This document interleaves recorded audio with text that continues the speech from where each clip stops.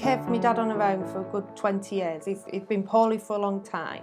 He hasn't just got dementia, he's got MS. So he's been homebound for a lot of years. And obviously my mum was his main carer, and she wouldn't have him in a home. It was a worst nightmare to bring him in. So bringing him in was not just a big thing for my dad, but the whole family, because we're a big family and very close. It just upset everybody.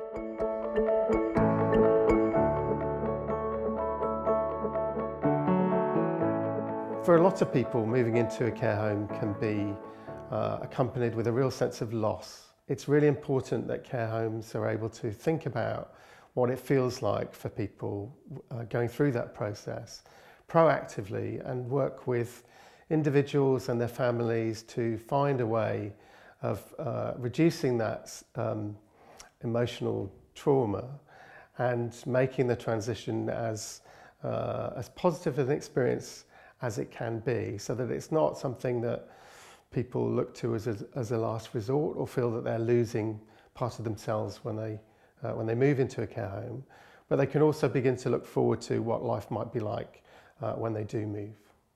Sometimes transitioning into a care home can be quite unexpected, and what we would expect to see as commissioners is that the care home are able to reassure the resident that although this is a life-changing experience for them, they will do their very best to ensure that their lives aren't changed beyond all recognition, and in fact it will be hoped that life can go on as much as it was before. I always say to people, don't look at just one care home. Don't choose the first place you go to. It's a bit like choosing a car.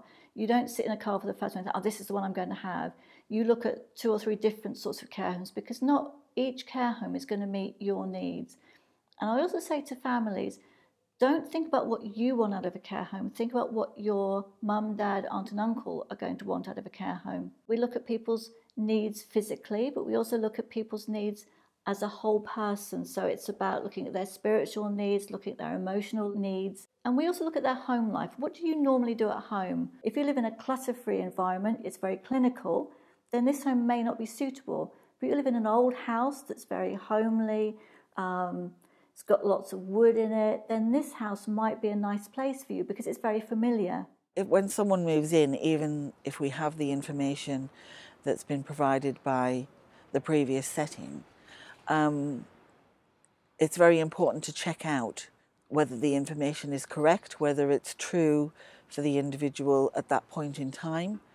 And it's very important for us to develop our own connection with the individual. Someone will say, oh, he used to do this, or he used to do that, and, you know, or he can't do this, or, oh no, you've got to feed them, they can't feed themselves, they can't assist themselves, you know.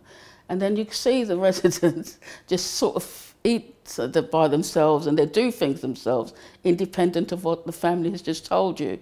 So it's sometimes, I think, families can be, they get to, the resident can rely on the family member too much, so much so that they feel that that person isn't able to move forward.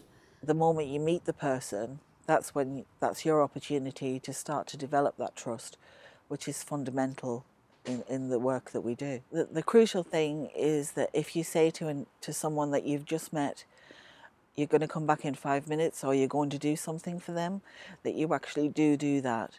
Because nothing is quicker of breaking down a relationship of trust is not being able to do what you said you were going to do. We took my mum on holiday last year. She'd never been abroad in her life before. And we got her a passport, and she'd never leave my dad. So she's never been, so we had a family holiday. And if you asked her to have done that a couple of years ago, she would have never left him for more than a day. Even going out for days, she needs to be back in case the home rang or anything like that. And she said, now I'm going to go because I know he's in safe hands. And I think for my mum to have done that for 10 days, to go away, it's the first time she's ever done it, says a lot.